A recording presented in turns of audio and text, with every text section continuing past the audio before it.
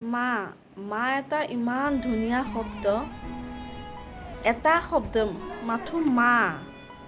এই মা শব্দটো কাৰো লগতে তুলনা কৰিব নোৱাৰি, নহয়নে বাৰু? আৰু এটা কথা কি জানেনে?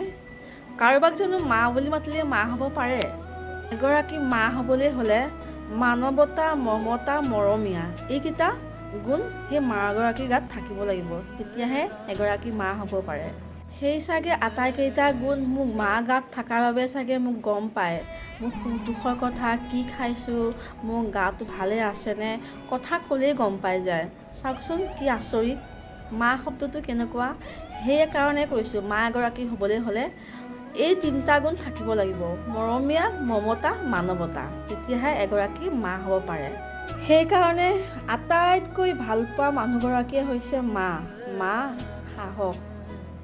প্ৰথমগৰাকী হৈছে মা আৰু দ্বিতীয়গৰাকী হৈছে হাজবেণ্ডজন। দুয়োজনে কাষত থকাটো বহুতেই প্ৰয়োজন।